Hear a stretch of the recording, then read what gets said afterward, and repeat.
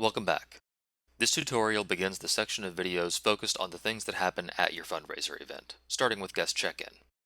Check-in is only available in the Ready Set Auction Essentials, Select, and Complete plans. If you're using the Basics plan, you can skip this video. In this tutorial, we'll cover what check-in is and why it's useful to your organization as the first stop your guests make at your event, how to check in a single guest, and how to quickly check in a couple, setting up a shared credit card and bidder number in the process. Before we begin, I'd like to cover a few general check-in pointers and tips. First, much of what I'll review about check-in is also available in written format from the Help Desk article titled How to Check In Guests, and from the Ready Set Auction Check-in Guide, which you can download from the Help Desk. We recommend you print these out, distribute them to your check-in staff before the event for review, and have them on hand for reference during the event. Next, as noted in the check-in guide, we recommend setting up at least one check-in station for every 50 guests expected to attend. Like lines at a grocery store, more workers during busy periods means less waiting for your guests. So, for example, if you expect 300 guests, you should plan to have 6 or even 7 computers and volunteers prepared to run a check-in station. These computers can be Macs or PCs, there's no special software to install. They just need internet access and a web browser. Lastly, each volunteer or auction staff member must log into the Ready Set Auction Control Center using his or her own account. So have your administrator add them as event staff beforehand. Login accounts can't be shared. If 2 staff members try to log in with the same account, the first one to use that account gets bumped out of the control center by the second, slowing down the check-in process. This one user, one account policy is a security measure that safeguards access to your organization's information. I know I probably sound like a grumpy doctor telling you to eat better and get more exercise, but seriously, this stuff is important. Now that we've covered all of that, let's dive in. Check-in is not technically necessary in Ready Set Auction. Even if a bidder doesn't check in when he arrives at your event, your committee can still record that bidder's winning bids and purchases from the event, and he can still bid electronically if you're conducting mobile bidding. That said, we suggest you check in guests as they arrive for several reasons. During check-in, you can verify and update the bidder's contact info. Check-in gives you a chance to inform the bidder of his bidder number, confirm table and meal choice, and change these things if necessary. You can collect the bidder's credit card information during check-in, or verify that the card on file is the one he wants to use for payment at the event. If the guest hasn't purchased a ticket, you can sell him one or more during check-in. Either take payment in the check-in line, or leave it on his invoice for payment along with his winnings at the end of the event. For organizations using mobile bidding, check-in facilitates electronic bidding registration. See our videos on how smartphone bidding works and how bidding stations work for more details. And finally, conducting check-in will give you an accurate accounting of who actually attended your event, who RSVP'd but didn't show, who wasn't invited but came as a walk-in or guest of someone else, and more. All that data can help inform the planning of your next event. As you can see, there's a lot you can do with a guest during check-in. To keep your introduction to the check-in workflow simple, let's start by stepping through the process with a single bidder.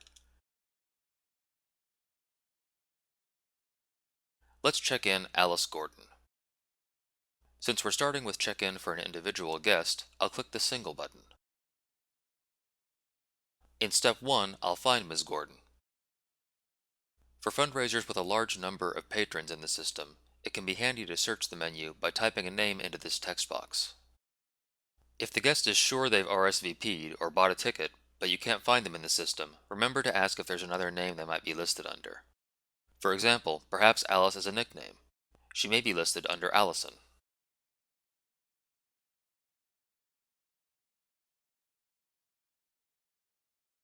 If Alice were nowhere to be found, we could click the Add a Guest button and enter her basic contact information into the form that pops up. Once you've selected or added a guest, click the Next button. In step 2, you'll have an opportunity to confirm, and if necessary update, Alice's contact information. If you added Alice as a new guest in step 1, the fields on this page would be mostly blank.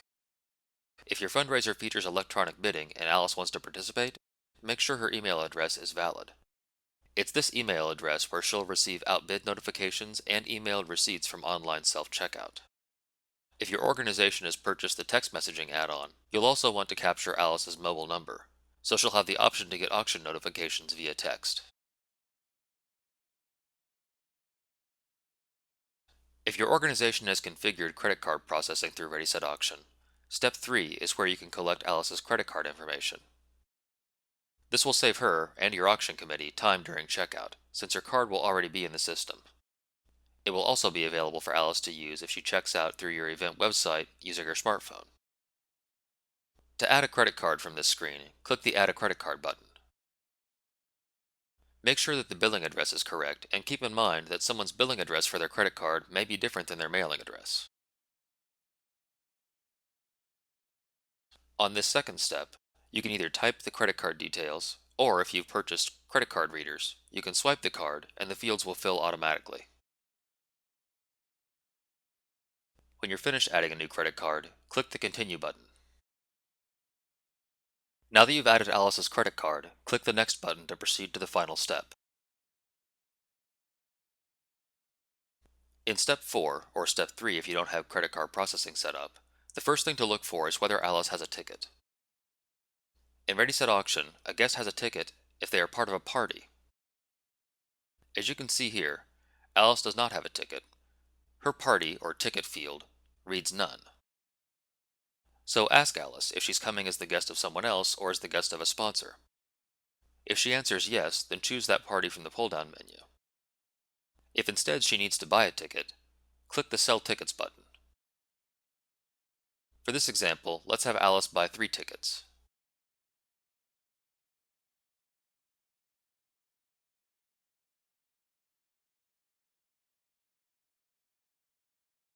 You'll have the opportunity to collect payment after completing the check-in process. Now that you've taken care of Alice's ticket, you can ask her to verify her table assignment and meal selection if that information is already in the system. Since Alice's table and meal haven't been recorded yet, you can add them now.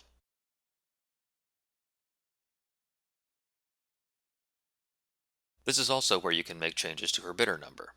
For example, if Alice will share a bidder number with someone else, choose Using from the menu, and select the bidder whose number she will be sharing from the Number Of menu. Or if Alice has a favorite number she wants to use for the auction, you can assign that to her as long as nobody else is already using it. And if Alice won't be bidding at all, you can also choose None. Doing this will free up whatever number she'd been assigned so that someone else can use it. This last group of options, labeled Activate Bidder, is only available if your organization is using the Complete plan. Here's how it works. The Activate for Bidding in the eCatalog checkbox will only be usable if the guest is already registered as an eBidder, but is not yet activated. For more information about eBidder accounts, registration, and activation, watch our video about configuring your online auction. The checkbox below Activate varies a little bit depending on whether the guest is already a registered eBidder. If not, checking the box will email her an invitation to register. If she's already registered, it will send her a welcome email that contains a link to your online catalog. Click the Check-in Guest button to complete the check-in process. You'll see a summary of the guest's check-in information that includes her name, party, table, and meal choice. To continue to the next guest in line, click Check-in Next Guest. Since Alice has an unpaid invoice from buying 3 tickets just now, we also see a Process Payment button in her summary. Clicking that will take you straight to the checkout process, where you can take Alice's payment. We'll cover the details of the checkout process in a different video.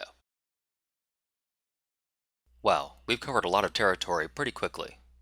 Next up is Couples Check-in, which is only about 4 more minutes long. But if you need to take a break, this is a good time for it. You can go back and review anything that seems fuzzy about single check-in, or just get up and stretch your legs. Ready? Okay, let's go. Now that we've covered the basics using single guest check-in, the additional options available when checking in a couple should be simpler to grasp. To begin, click the Couple button. In Step 1, you can now choose or add 2 people. The guest from the top field will become the primary guest for the check-in process, a distinction that will become relevant in later steps.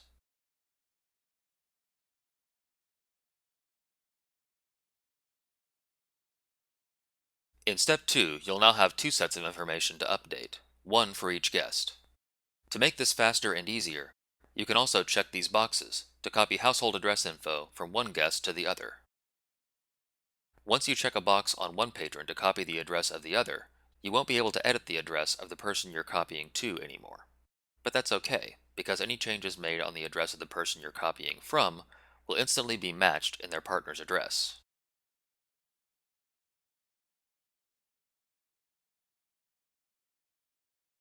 If you change your mind, uncheck the box, and that person's address will revert to what it was. You can only check one of these boxes at a time. Checking one automatically unchecks the other. Once you've made any necessary updates in step 2, click the Next button. Once again, if you've set up credit card processing in Ready Set Auction, then step 3 is where you can add credit cards for quick use during checkout. It's also where the distinction of which guest is primary becomes relevant. When you're checking in a couple, this step is only for adding credit cards that belong to the primary guest. The committee can use cards added here to check out both the primary and secondary guest using the Control Center's checkout workflow. However, the secondary guest can't use cards added here for online self-checkout on your event website. For that, he'll need to add a payment method during self-checkout or use PayPal if you've enabled it. In step 4, or step 3 if you don't have credit card processing set up, not much is different for a couple compared to a single guest. There are three main things to be aware of here. First, if you sell tickets to the couple from this form, those tickets will go on the primary guest's invoice. Second, selling tickets will only automatically change the party selection for the primary guest. Make sure you also update the secondary guest's party if necessary. Third, and lastly, checking in a couple makes some changes to how you can share bidder numbers in this final check-in step. The primary guest can't share a bidder number with anyone else. The secondary guest, meanwhile, has fewer options for who to share a bidder number with. Only his spouse or partner, the person he's checking in with, will appear here. The only other person who might appear in this menu for the secondary is a patron they were already sharing a bidder number with if that's a different person than the primary guest. I want to point out one last thing before completing check-in for this couple. Remember those two extra tickets that Alice purchased in our first example? That purchase created a party in her name. That party, with its two available seats, now appears in the Party or Ticket menu and is assignable to two more guests. This is one way for guests to share or gift ticket purchases. For example, by someone purchasing tickets for the friends who are in line behind them.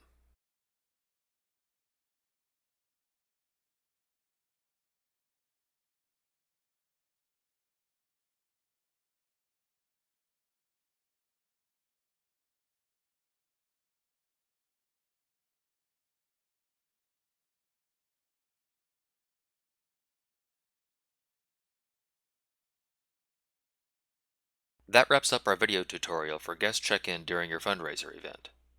Don't forget to stop by the Ready Set Auction help desk to get a copy of the more in-depth check-in guide. If you have any questions after watching one of these tutorial videos, or about anything related to Ready Set Auction, don't hesitate to contact our support team.